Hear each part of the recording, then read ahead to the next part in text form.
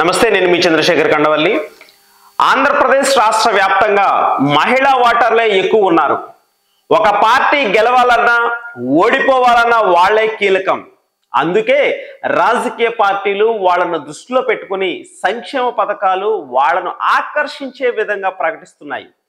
ఈ దఫ ఎన్నికల్లో సూపర్ 6 సంక్షేమ పథకాల్లో మహిళలకు పెద్దపీట వేసిన సంగతి తెలిసింది. ఈ సూపర్ 6 హామీల వల్లే తమ పార్టీకి నష్టాన్ని కలిగిందని వైసీపీ పార్టీ పదే పదే చెబుతూ ఆ హామీలను ఎందుకు అమలు చేయలేదని ప్రతి వైసీపీ నాయకుడు ప్రశ్నిస్తున్నారు.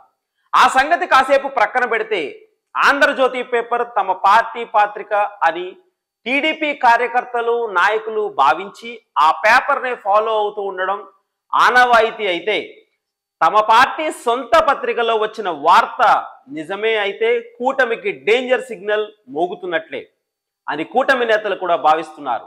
అసలు విషయం ఏమిటంటే, డిప్యూటీ స్పీకర్ రఘురామ కృష్ణంరాజు గారు ప్రాతినిధ్యం వహిస్తున్న ఉండి నియోజకవర్గంలో మంత్రి నారా లోకేష్ గారు పర్యటించారు. అందులో భాగంగా లోకేష్ను వివిధ సంక్షేమ పథకాలు అమలుపై మహిళా లోకం నిలదీస్తున్నట్టు వార్తలు ప్రచురితమయ్యాయి.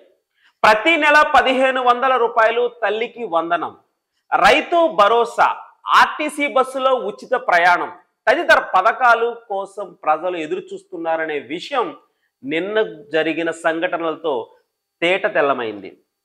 ఇందులో ఒక్క రైతు భరోసా మినహాయిస్తే మిగతా అవన్నీ కూడా మహిళలకు సంబంధించినవే.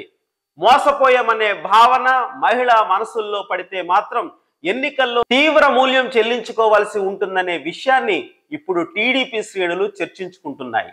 తాజాగా రాష్ట్ర వ్యాప్తంగా పురుషుల కంటే మహిళా ఓటర్లు 7,31,415 మంది ఎక్కువ ఉన్నారని వాళ్లకు హామీలు ఇచ్చిన పాలకులు గుర్తించుకోవాలి.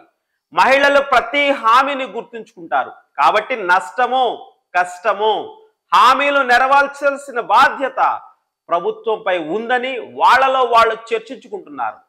చూద్దాం మరి, కూటమి ప్రభుత్వం హామీలు నెరవేర్చే మహిళా హృదయాలను చేరుకుంటుందా, లేక వారి ఆగ్రహానికి కారణమై ఇబ్బందులను కొని తెచ్చుకుంటుందా?